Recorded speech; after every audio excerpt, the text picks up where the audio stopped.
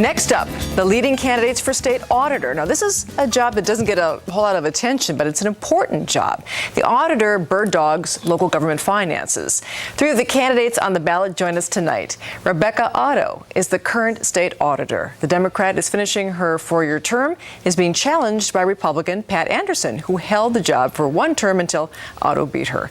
Also with us is Annie Young, the Green Party candidate in this race. Good to see you all here. Rebecca Otto, I'm going to start with you first. It's interesting to note that, of course, you hold the office. Pat Anderson had the office. So why don't you review her term when she was auditor? Review Pat Anderson's term as auditor. Well, sure. When Pat Anderson was auditor, I would say our styles are very different. Pat tended to be more partisan, and that was how she wanted to do it. She held a lot of press conferences. There were errors in the numbers under her administration, which I discovered, and there was a security breach while she was there. I'd say something good that she did while she was there was she convened a working group of volunteer firefighters to work on the laws, and that was good. But we are very different, I would say, in our styles. Pat Anderson, would you please review Rebecca Otto's term as auditor? Well, I don't think anyone thought I was partisan. In fact, if you look back at the what the paper said and the editorial boards, and they all endorsed me for re-election, they all said that I was very, very competent. They didn't say I was partisan. So, but of course, my opponent says that. But I think our styles are very different. I was a very active auditor. I was out there trying to be on the front end of problems, solve problems. We did everything from Auditor Otto talked about the Fire Relief Association. We did numerous studies, numerous investigations. I did, I think, 3 different best practices. I started that whole process of best practices. We did 3 different special studies. We were heavily involved in pension issues, everything from the Minneapolis teachers issue, if you remember, when that was all going on, to bringing those things ultimately into TRA, changing the pension system, being on the front end of the OPEB issue. That's the retiree health care problem that's facing not just local governments, but all governments. But I think I was a very proactive auditor and worked together to try to solve problems. And I think that's very much the difference between Auditor Otto and myself. Annie, I want to get to you in just a second, but I see Rebecca Otto shaking her head saying, I don't know if I agree with what Pat Anderson is saying here. Well, I think you asked her what she thought my term was about, and I think she talked about her term, so I just was noticing she wasn't answering the question. So would you want to just kind of give Rebecca Otto a quick grade here? Yeah, I think in looking at her term, she has sort of she hasn't changed the structure of what I laid out. I changed the whole office. I changed departments. I consolidated a lot of services in office. She sort of kept that same structure in place. She's carried out some of the things that I had started, and she's done a fine job with fire, for example. Okay. She's continued the e-update. She's continued those things. But she hasn't tackled any of the new issues out there on the front end. She hasn't been proactive. And I think we would both agree that that's the difference between us. We'll talk about being proactive in just a minute, but I want to get Annie in here. Thank you very much, Annie Young. Why do you want to have this job? Well, because I think it's time for a fresh, independent perspective to the job, and to look at a little bit more check and balance, a look at how local government and the state can work together. We're in a crisis. We're at the bottom of this. We're in the middle of this recession. All of our local governments are facing budget cuts. Everybody's having to figure out what to do about the money. And at the same time, the auditor is responsible for reviewing and looking at how the money is being spent, how the tax dollars are being spent. So I think I can just bring a new independent voice, and I happen to believe in third parties, obviously. So. And you've been on the park board for how many years? Minneapolis Park Board? This is my 21st year. Okay. I was elected to my 6th term. She's got us all beat. Yeah. And I nationally am the longest serving Green in the country. Say, the auditor, as it looks at local finances, is there a temptation to just go in and get a headline in the paper and make the local government look bad, or is there more of an approach of working to make sure that you prevent problems on the front end, or what's your philosophy along those lines? Right. So Pat and I had very different approaches, and my approach has been to be proactive and preventative with local officials to help them get it right in the first place when spending taxpayer dollars, rather than just doing the wrong thing and getting the headline. So Pat chased headlines. I've worked really hard with officials. We've developed a lot of educational materials that that they've asked for. The e-updates no longer just attack local officials; they actually help them do it right. We've created a lot of different sections, and people Can can I do the no thing now in my head shaking? Okay. So proactive, preventative, and what we've done is more trainings, more outreach. The local governments aren't scared to call the office anymore, and I heard it around the state when I ran back in 2006. They felt attacked at all times. They didn't know when Pat was going to go after them, and they didn't want to come to the office. So I think it was really a disservice to the taxpayers.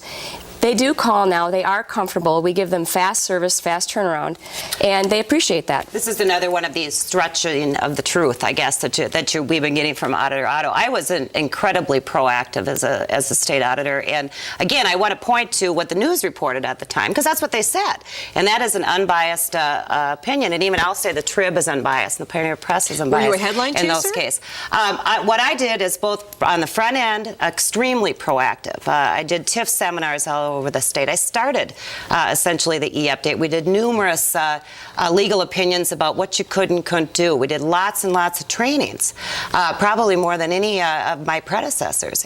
But I also made sure that we held government accountable. And when there were problems, I went after problems. And that is the job of the auditor, too. It's not just to handhold. You got to do some of that. You got to help out. But you're also the elected official whose job it is to be a watchdog directly for the citizens and directly over taxpayers' dollars. You got to be able to do both. And I think that's what's missing with Auditor Otto. She doesn't do the watchdog role. Well, how would you be a watchdog, Annie Young? Well, believe it or not, I actually usually carry an audit with me because I've seen them. I go through it every year on the park board, and I think that it's about I work with local governments. One of the Green Party values is grassroots democracy, and I'm a professional community organizer in my other paid job that I do, and I'm used to working with local governments. I'm more used to working with nonprofits and reading financial statements, and I think that's the part of watchdogging. The technical assistance that it goes to the local government units and the staff that are out there, which I think happens through the e-newsletter and those kinds of things, but I think that technical assistance and working with the local people that are out in Kimball and Russo and Albert Lee, it's really important to look at help their staff, help them look. That's the part that's the watchdog. And the auditor is a check and balance of our tax dollars. Is there a role for a bully pulpit in your office to talk about things like mandates or how much local government aid is being sent out, or what is that part of the deal? Well, that's a good question, Eric. You know, when Pat was auditor, she tried to tell the legislature what they could hack LJ by 43% and it wouldn't hurt communities, because basically they should just get rid of libraries and parks and recreation departments and things like that. That's not what I said. And that they would be That's just absolutely fine not what I because those said. are non-essential. Yeah. Excuse me. And that the legislature never went that far, but basically it was carrying out a partisan agenda, and I don't believe that's your job as the auditor. Your job as the auditor is to oversee local government finances, to ensure transparency, to ensure accountability. And what I wanted to share is that I actually won the National Excellence and Accountability Award from the Nonpartisan National State Auditors Association, and they appreciate my leadership to the point that they've actually elected me to their executive committee, and I am lined up to be the future national president in 4 years if I'm reelected, because I would love to lead on Minnesotans' behalf for excellent and efficient government. I want Minnesota to be a national leader again, but that partisan carrying out a political agenda is not appropriate. It shouldn't be a bully pulpit. Pat actually has on her website that it should be a bully pulpit, and she believes in that. Absolutely. There is a role for a bully pulpit? Absolutely. I believe that there is. The auditors look to as the expert on certain issues, and that's not true. The local government aid study was a study that laid out where local government aid dollars are going, and you remember, you guys covered that back in 2003. And it was just to show the correlation or non-correlation between aid and spending. But the auditor is looked to as the expert on issues like pensions, on issues like mandates and how things are affecting counties, on issues like how what the state is doing is affecting cities and counties across the state. I got a law passed when I was state auditor that gave the auditor authority to give waivers to certain mandates, for example. It's a big problem out there within government. And I think that you should be out there talking about these issues because they all are about fiscal responsibility, and that's your job. If we just had an auditor that simply did audits, we don't need an elected state auditor. We could have the staff doing simply audits. Do you see the state auditor's office as a bully pulpit, say, for the Green Party? Well, I hadn't even thought about it for the Green Party. And I actually wouldn't probably run for this job if it was for a bully pulpit because I speak all over the country and the state now on environmental issues. So I don't need to have a bully pulpit. But I do believe that it is the responsibility of the auditor to meet with the governor, to meet with legislators, and give suggestions, give recommendations, and say, we've noticed or we see this happening out there, blah, blah, blah. They're the ones that are elected, and we're the balance. We're the ones that are supposed to be looking at how they are choosing to spend the money. And so I think it's not a bully pulpit. It's much more an advisor, much more help and direction. There's no reason not to be part of strategic planning for the state. We better do something to figure out how to get out of this mess that we're in financially. But that's not why the auditor's elected, and I certainly don't need it to be a bully pulpit. You mentioned money. Now, with tight budgets at the state level, do you have the resources that you need to be tough and do proper audits of local governments? And that's a great question. And what I've had to do was, Pat did some damage to the office when she was in terms of slicing and dicing and cutting people. The office budget was cut 15% when I came into office. All the state constitutional offices were hang on. I'll let her finish first, and then we'll get to you. Go ahead. And so what I've done is when I got in, morale was low. So I boosted morale because it helps with productivity. I reorganized a division. I had to rebuild another division. Once I got that stabilized, I listened to my staff and I said, what do you need in terms of helping you get more work done? Because actually, auditing standards changed and there was much more work to do. So we have put in place great policies and procedures within the office, done some technological changes, and my staff works very, very hard every day to serve Minnesotans. They're very productive. They've ramped it up, and so I'm very pleased. Could we use more? Sure. However, we're not growing government right now, and so we're dealing with what we have. Okay, Pat Anderson. Well, morale wasn't low in the office, so the office was well run. Things were going very well. I don't know exactly what's happened in the last 4 years under audit because I'm not in the office.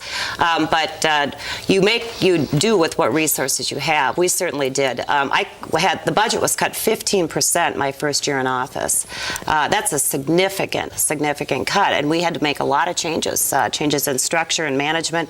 We closed offices. We changed our focus on what we do. I privatized a big chunk of the office, the audit functions, and that's worked out very, very well. That we should continue to do that because it's cheaper for the local governments, and then you have oversight over then the private audits. Most of the school audits, the city audits, they're already done by private firms. Believe it or not, we do only a couple hundred audits a year. There are 4,200 and some odd local units of government. We don't audit all of them. Quick comment here about Annie, then I want to go down to Rebecca Otto. What about privatizing some parts of that office? Well, I'm pretty much against privatization, so that would be, the first obvious answer.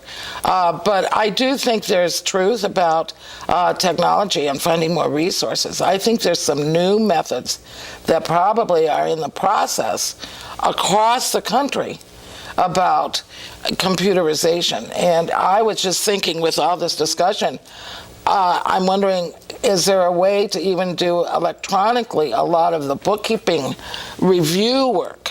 Now, as she said, there's 4,200 units, and not every single one of them is audited.